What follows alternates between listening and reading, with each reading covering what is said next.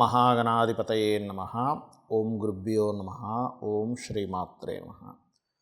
పరమేశ్వర స్వరూపమైనటువంటి జ్యోతిష, వాస్తు మరియు ఇతర అనేకమైనటువంటి శాస్త్రములను మనకు అందించినటువంటి మహర్షులకి నమస్కారం.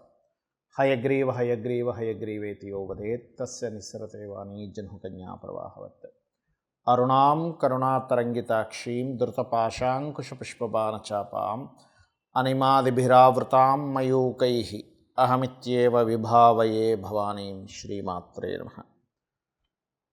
ప్రేక్షకులకి ఆ లలితాంబిక అమ్మవారి యొక్క అనుగ్రహం పరిపూర్ణంగా కలగాలని మనస్ఫూర్తిగా కోరుకుంటూ మనం ఈరోజు వార ఫలితాల్లో 24వ తేదీ నుంచి 30వ తేదీ వరకు ఉన్నటువంటి గ్రహస్థితి ఏ విధంగా ఉంది అని చెప్పి చూసుకున్నట్లయితే, ఈ వారం బుధుడు ఇంతకాలం నీచస్థానంలో ఉన్నటువంటి మీనరాశిలో ఉన్న బుధుడు మేషంలోకి 26వ తేదీ మారుతున్నాడు.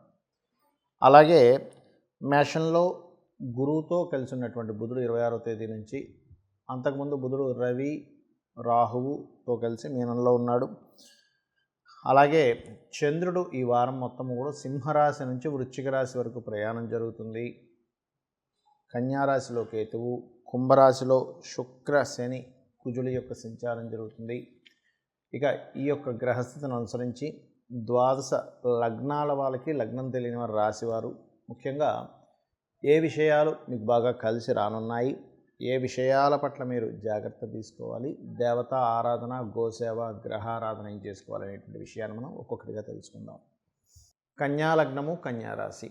కన్యవారికి కనుక చూసుకున్నట్లయితే ప్రత్యేకంగా ఇప్పుడున్నటువంటి గ్రహస్థితి ఏదైతే ఉందో, మీకు ఇంతకాలము సప్తమ స్థానంలో ఉన్నటువంటి బుధుడు అష్టమంలోకి చేరుతున్నాడు. అయితే అష్టమ స్థానం పాపస్థానం అయినప్పటికీ గురువుతో కలిసి ఉండడం అనేటువంటిది ఒక మంచి ఫలితం ఇస్తుంది. కాకపోతే ఈ సప్తమ స్థానంలో రవి రాహువులు కలిసి ఉన్నారు కాబట్టి మీరు పొరపాటును కూడా వివాహ సంబంధించిన విషయంలోని, ఎందుకంటే లగ్నంలో కేతువు యొక్క సంచారం అనేటువంటిది ప్రత్యేకంగా ఏంటంటే ఇది తెలియకుండానే కొంచెం తప్పుదోవ పట్టిస్తూ ఉంటుంది. ఎటువంటి విషయాల్లోని జీవిత భాగస్వామిని ఎంపిక చేసుకునే విషయంలో, పార్ట్నర్షిప్లో ఎవరితోనైనా గవర్నమెంట్ రిలేటెడ్, మెడికల్ రిలేటెడ్ సంబంధించిన చేసేటువంటి విషయాల్లో తెలియకుండానే పక్కతో పట్టించడం, దాని ద్వారా అనవసరంగా ఘర్షణలు, ఎందుకంటే 6వ స్థానంలో శుక్ర కుజ శని ఉన్నారు కాబట్టి అనవసరంగా వాటి వల్ల ఘర్షణలు రావడం ఇటువంటివి సూచిస్తుంది. కాబట్టి ఈ యొక్క విషయాల పట్ల కాస్త జాగ్రత్త వహించండి. అలాగే మరొక విషయం ఏంటంటే ప్రాపర్టీ రిలేటెడ్ సంబంధించినటువంటి విషయాల్లో చాలా చక్కగా కలిసి రానుంది, గుర్తుపెట్టుకోండి. అలాగే మరొక విషయం ఏంటంటే ఇక్కడ కాస్త ప్రేమ వ్యవహారాలు, వాటి మూలంగా కొంతవరకు ఘర్షణ, ఎందుకంటే 6వ స్థానంలో శుక్రుడు ఉన్నాడు. శుక్రుడు షష్టమ స్థానంలో ఉన్న, అదేవిధంగా అష్టమంలో ఉన్న ఈ ఘర్షణలు ఇస్తూ ఉంటాడు. ప్రత్యేకంగా స్త్రీ మూలకంగా స్త్రీ శాపము అంటూ ఉంటారు. ఎవరి జన్మ జాతకంలో అయినా, ఇప్పుడు మీ జాతకంలో ఉదాహరణకి స్త్రీ శాప దోషం ఉందనుకోండి, ఇప్పుడు ప్రత్యేకంగా జాగ్రత్తగా ఉండాలి. ఎందుకు అంటే 6వ స్థానంలో శుక్ర సంచారం జరుగుతుంది కాబట్టి ఈ యొక్క విషయాల పట్ల కాస్త జాగ్రత్తగా ఉండండి. అలాగే మరొక విషయం ఏంటంటే ఇక్కడ గమనించుకున్నట్లయితే ఈ యొక్క శుక్రుడు ఎప్పుడైతే మీకు 6వ స్థానంలో ఉన్నాడో, 6వ స్థానం నుంచి కదిలే వరకు కొంత జాగ్రత్తగా ఉండండి, ముఖ్యంగా స్త్రీ సంబంధించిన వాటి విషయాలలో గుర్తుపెట్టుకోండి. అలాగే మరొక విషయం ఏంటంటే ఇక్కడ పోటీ పరీక్షల్లోని, కాంపిటీషన్ రిలేటెడ్ సంబంధించిన విషయాల్లోని శత్రువుపై జయానికి 6వ స్థానంలో ఉన్నటువంటి పాపగ్రహాల యొక్క స్థితి చాలా బాగుంది. కాకపోతే ఏమిటి, వాటిపై జయాన్ని ఇస్తాడు. కానీ ఇక్కడ శుక్ర సంబంధించిన విషయాల పట్ల, అంటే స్త్రీ మూలక సంబంధించిన కుటుంబ కారకుడు కూడా అయ్యాడు శుక్రుడు కాబట్టి కుటుంబ సభ్యుల్లో ఉండిన స్త్రీలతో కూడా తెలియని ఒక ఘర్షణ వాతావరణాన్ని ఇస్తాడు. కాబట్టి ఈ యొక్క విషయాల్లో జాగ్రత్తగా ఉండండి. ఫైనాన్షియల్గా మాత్రం మంచి గ్రోత్ ఉంటుంది, ఎందుకంటే లగ్న దశమాధిపతి అయినటువంటి బుధుడు అష్టమంలో ఉండే గురువుతో కలిసి ఉన్నాడు కాబట్టి సడన్ చేంజెస్ అనేటువంటి చూపిస్తుంది. ఆకస్మికంగా మార్పులు, ఆ మార్పు వల్ల ఒక మంచి యోగాన్ని కూడా ఇస్తున్నాడు ఇక్కడ బుధుడు కనుక చూసుకున్నట్లయితే. అదేవిధంగా మరొక విషయం ఏంటంటే ఇక్కడ గమనించుకున్నట్లయితే ఇక్కడ ఈ లాభం అంటే వ్యాపార మూలకంగా లాభాలని సూచిస్తున్నాడు. వ్యాపార మూలకంగా లాభము, మరియు అదేవిధంగా గమనించుకున్నట్లయితే ఇక్కడ ఈ కాంబినేషన్ ఏదైతే ఉందో చూసుకోండి. ఈ పంచమ స్థానాధిపతి 6వ స్థానంలో ఉన్నందుకు కొంచెం స్నేహితులతోని వీళ్ళతో కూడా కొంతవరకు ఘర్షణ వాతావరణాన్ని సూచిస్తున్నాడు. మరియు అదేవిధంగా గమనించుకున్నట్లయితే ఇక్కడ ఈ కాంబినేషన్ ఏదైతే ఉందో పంచమ స్థానాధిపతి అక్కడికి వెళ్ళి ఉన్నందుకు కొంచెం నరసింహస్వామి యొక్క ఆరాధన చేయడం అనేటువంటిది మంచి ఫలితాలను ఇస్తుంది. చాలామందికి జాతకం లేదండి, మరి ఇప్పుడు మేము ఎలాగా అని చెప్పి అడుగుతూ ఉన్నారు. ఒకటే చెప్తాను, గుర్తుపెట్టుకోండి. నవగ్రహాలు కూడా ఒక్కొక్క గ్రహము ఒక్కొక్క సంబంధించిన ఎనర్జీని మనకి ఫామ్ చేస్తూ ఉంటాయి. ఇది బాగా గుర్తుపెట్టుకోండి. మీకు ప్రమోషన్స్ రావట్లేదు అనుకోండి, బహుశా అంటే ప్రమోషన్స్ రావట్లేదు, ఎదుగుదలేదు, గుర్తింపు లేదు. మీరు చేయాల్సింది ఏమిటి అంటే సూర్య నమస్కారాలు ఎక్కువగా చేస్తూ ఉండండి. సూర్య నమస్కారాలు చేయడము, అదేవిధంగా నవగ్రహాలు సూర్యగ్రహం దగ్గర దీపారాధన చేయడము, వీలైతే గోవుకి గోధుమ రవ్వ తినిపించడం చేయండి. మానసికమైనటువంటి ఇబ్బంది ఉందండి, నాకు మనసు చంచలంగా ఉంటుంది అన్నప్పుడు ఓం మనస్వినియే నమః లేదా అష్టమీ చంద్ర విభ్రాజ అలికస్థల శోభితాయే నమః, ఈ నామము కొన్ని పనులు సగంలో ఆగిపోయినటువంటిది కూడా కాస్త త్వరగా నెరవేరడానికి యోగిస్తుంది. ఎందుకంటే ఈ యొక్క అష్టమి తిథికి త్వరితాదేవి అధిష్టాన దేవతగా చెప్తూ ఉంటారు. అదేవిధంగా కాస్త బియ్యము దానంగా ఇవ్వడం, అన్నదానాలు చేస్తూ ఉన్నట్లయితే మానసిక స్ట్రెస్ అనేటువంటి తగ్గుతుంది. మరి కొంతమందికి చూడండి, అంటే ఇది ఎందుకు చెప్తున్నా అంటే జాతకం లేదు అంటే లేక ఇబ్బంది పడుతుంటారు, నాకు సమస్య ఎలా పరిష్కారం అవుతుంది అని. అలాంటి వారికి ఉదాహరణకి బాగా గొడవలు అవుతున్నాయి. అలాంటప్పుడు మీరు ఏం చేయండి అంటే సుబ్రహ్మణ్యేశ్వర స్వామి యొక్క ఆరాధన, మీరు ఎంత సుబ్రహ్మణ్యేశ్వర స్వామి ఆరాధన చేస్తూ ఉంటే అంత బాగుంటుంది. అందులో ప్రత్యేకంగా మీకు భూ సంబంధించినటువంటి వివాదాలు అవుతున్నాయనుకోండి, వారాహి అమ్మవారి యొక్క అష్టోత్తరం చదువుకోండి. ఓం వారాహీదేవి అయి నమః అనుకోండి, సరిపోతుంది. చేస్తుంటే అమ్మవారు ఏంటంటే వరాహస్వామి యొక్క శక్తి కాబట్టి భూ సంబంధించినటువంటి వివాదాలు తగ్గిస్తుంది.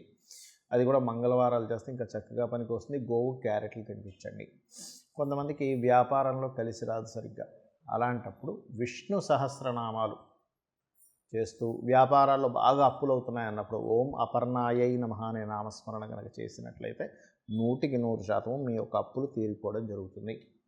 అలాగే దత్తాత్రేయుడి యొక్క ఆరాధన, దత్త చరిత్ర పారాయణము, దిగంబర శ్రీ పాదవల్లభ దిగంబర అనే నామస్మరణ కనుక చేసినట్లయితే మీకు ముఖ్యంగా సంతాన సంబంధించినటువంటి ఇబ్బందులు ఏమైనా తగ్గడము, కోర్టు కేసు వ్యవహారాలు తగ్గడం, ముఖ్యంగా కోర్టు కేసు వ్యవహారాలకి జయ గురుదత్త శ్రీ గురుదత్త అనే నామస్మరణ చేయండి. కొంతమందికి వివాహం అవ్వదు శుక్రబలం లేకపోవడం వల్ల, అలాంటప్పుడు వివాహ సంబంధించిన విషయాలు ఎంత ప్రయత్నం చేస్తున్నా అవ్వవు, ముఖ్యంగా పురుషులకి. అలాంటప్పుడు చేయవలసింది ఏమిటి అంటే లలితా సహస్రనామాల్లో ఓం కామేశబద్ధ మాంగళ్య సూత్రశోభిత కందరాయై నమః అనే నామస్మరణ చేయండి. రోజు ఒక 40 నిమిషాలు చేయండి. ఏ మంత్రమైనా కూడా, ఏదో 5 నిమిషాలు చేశాను లేకపోతే 11 సార్లు చేశానంటే అది పని చేయదు. ఎలా అంటే చూడండి, మన బాడీ బాగా స్టిఫ్గా చక్కగా తయారవ్వాలంటే జిమ్కి వెళ్ళి ఒక అరగంట, గంట, 2 గంటలు వర్కౌట్ చేస్తాం. అంతేగాని ఒక 5 నిమిషాలు ఇల్లు వచ్చేస్తానంటే నా బాడీ స్టిఫ్గా అవ్వాలంటే అవ్వదు. ఎందుకు అవ్వదు? ఆ సమయం సరిపోదు. బాడీ మంచి కండలు తిరిగినట్టు అవ్వాలంటే ఒక 2 అవర్స్ స్పెండ్ చేయాలి కనీసం 1 అవర్ అయినా స్పెండ్ చేయాలి. అది ఎలాగో మంత్రం కూడా అంతే, గుర్తుపెట్టుకోండి. ఎంత ఎక్కువసేపు చేస్తూ ఉంటే అంత మంచి ఫలితం వస్తుంది, గుర్తుపెట్టుకోండి. కనీసం మీకు జిమ్ అయినా మరి 2 గంటల కంటే ఎక్కువ చేస్తే ఓవర్ అయిపోయి ఇబ్బంది పడవచ్చు, కానీ మంత్రానికి అలాంటిది ఉండదు కాబట్టి చేయండి. అదేవిధంగా కొంతమందికి ఏలినాడు శని నడుస్తుందండి, మా పేరు రీత్యా లేకపోతే నా రాశి రీత్యా అని బాధపడుతూ ఉంటారు. ఏ పని చేసినా కలిసి రావట్లేదు. ఒకటే గుర్తుపెట్టుకోండి, మీకు దగ్గరలో శివాలయం ఉన్నట్లయితే శివాలయానికి వెళ్ళి అక్కడ చక్కగా నూనె ఒక 1/2 కిలోనో 1/4 కిలోనో మీ స్తోమత బట్టి చక్కగా నూనె తీసుకోండి.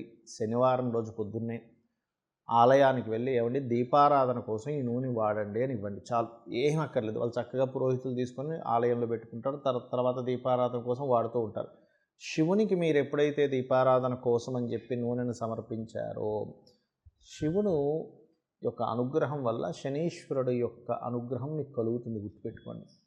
అదేవిధంగా రాహుకేతువుల దోషాలు ఉంటాయి కొంతమందికి. అంటే రాహుదోషం ఉన్నప్పుడు ఏమవుతుందంటే మోసపోవడాలు కానీ లేకపోతే భ్రమలో బ్రతకడం కానీ, ఏమవుతుందో అర్థం కాని స్థితిలోకి వెళ్ళిపోవడం కానీ, ఒక సుడిగుండంలోకి వెళ్ళిపోయినట్టుగా అప్పులు ఎక్కువైపోయి చుట్టూ 4 దిక్కుల నుంచి ప్రాబ్లమ్స్ వచ్చేసి ఆయనకి ఏం చేయాలో అర్థం కాక ఒక స్థితిలోకి వెళ్ళిపోతుంటారు.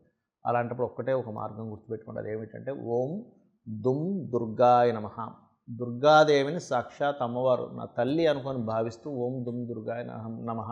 నా తల్లి నాకుండగా నాకేంటి భయము అన్నట్టుగా దుర్గాదేవిని తలుచుకోండి. ఖచ్చితంగా అమ్మవారు మీ యొక్క స్థితిని ఒక మాయ తొలగించినట్టుగా తొలగించేసి మీకు తెలియని ఒక ధైర్యాన్ని ఇస్తుంది. ఇక్కడ ఏమవుతుందంటే సిచ్యువేషన్స్ అందరికీ ఉంటాయి. బ్యాడ్ సిచ్యువేషన్స్, గుడ్ సిచ్యువేషన్స్ అందరికీ ఉంటాయి ప్రపంచంలో.